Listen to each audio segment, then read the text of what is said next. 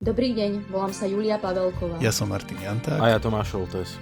Nachádzame sa pred touto chránenou historickou pamiatkou v centre našej obce. A nie je to zvyšok hradu, je to len bývalý novinový stánok. A ako vidíte, odoláva času aj všetkým vedeniam našej obce. Možno len čakajú, kým sa sám rozplynie.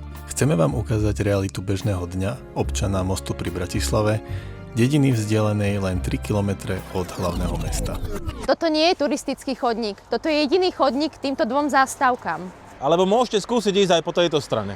Keďže do jediného fitka tu v Moste sa obyčajný občan nedostane, aspoň nám tu nechali tento fitness chodník. Rekonštrukcia materskej školy stála 2 milióny eur, napriek tomu rodičia musia stať v blate. Tento chodník je rozbitý. Tento prechod je vyblednutý. Tento chodník je rozbitý. Sme na Športovej ulici, cesta sa toho roku znova rekonštruovať nebude, hoci bola plánovaná v rozpočtu obce od roku 2018.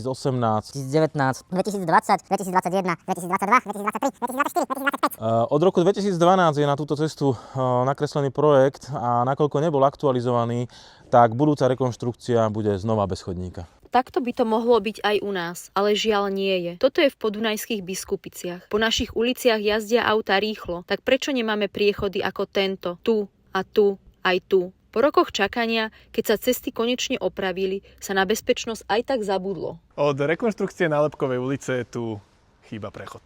Tu si chodník občania vychodili doslova sami, väčšinou deti, ktoré stadiaľto chodia do školy.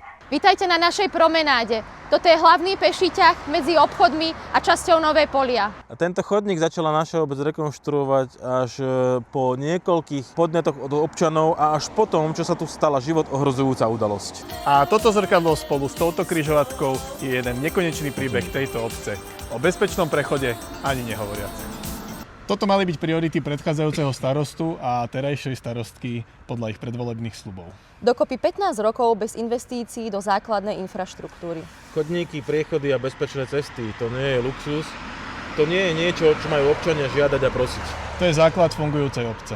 A kým sa v schválenom rozpočte objavujú projekty za stovky tisíc eur na plnenie snov, obyvatelia stále čakajú na to najdôležitejšie – bezpečné cesty domov. Ďakujeme. Ďakujem.